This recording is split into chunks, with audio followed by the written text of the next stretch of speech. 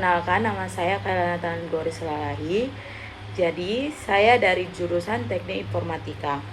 Di sini saya akan membahas dan menjelaskan bagaimana sistem penghitung barang otomatis di gudang dapat bekerja menggunakan logika digital, termasuk konversi biner, pengurangan nilai, juga gerbang logika NOR dan NAND.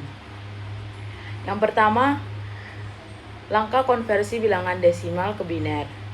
Dalam sistem digital, kita menggunakan bilangan biner 0 dan 1 karena sistem elektronik hanya bisa mengenal dua, yaitu high atau 1 dan low atau 0. Setiap barang yang masuk dan keluar akan dicatat ke dalam bilangan desimal. Langkah-langkah konversi bilangan desimal ke biner. Yang pertama, kita buat satu contoh, misalnya angka 13. Kita bagi 2 sesuai dengan rumus. Yang ketiga, seperti di rumus, jika ada sisa maka kita tulis 1, jika tidak ada sisa maka kita tulis 0. Kita bagi angka 13 dengan 2 sampai hasilnya 0.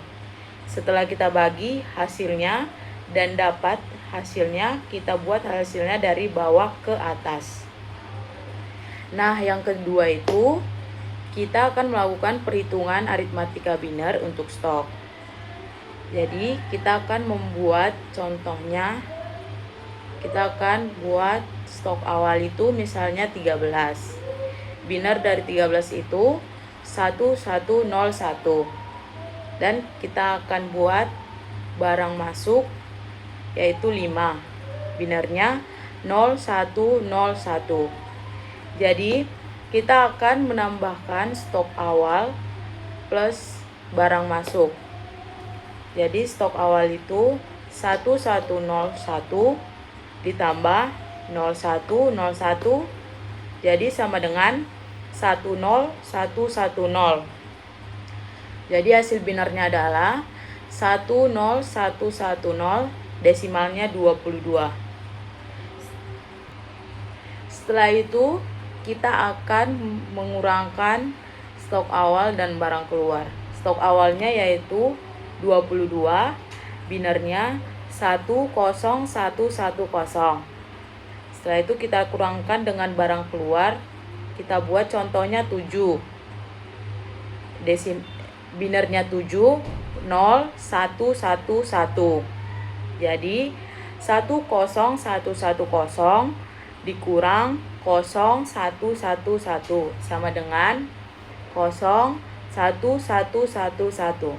Jadi hasil binernya itu adalah 01111, desimalnya 15. Jadi yang ketiga itu adalah kombinasi untuk mendeteksi batas stok. Contohnya, gudang ingin menampilkan status. Stok aman itu sama dengan jumlah barang lebih besar dari batas minimal. Stok kritis itu jumlah barang lebih kecil sama dengan batas minimal. Langkah desainnya itu yang pertama, kita tetapkan batas minimal stok misalnya 2. 2 itu binernya 0010. Yang kedua, gunakan gerbang logika untuk membandingkan stok dengan batas.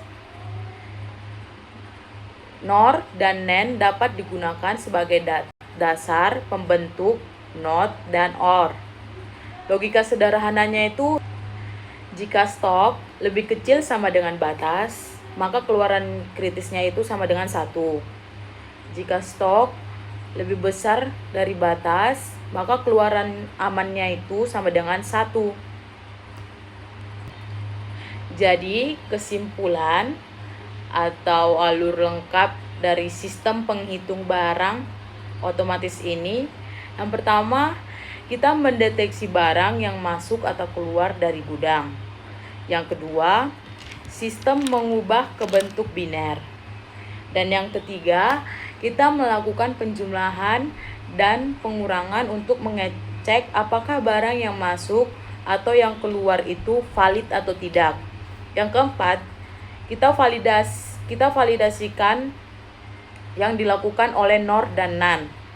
Dan yang kelima itu, Jika semua barang ini valid, maka barang akan aman. Jika tidak, maka barang akan kritis.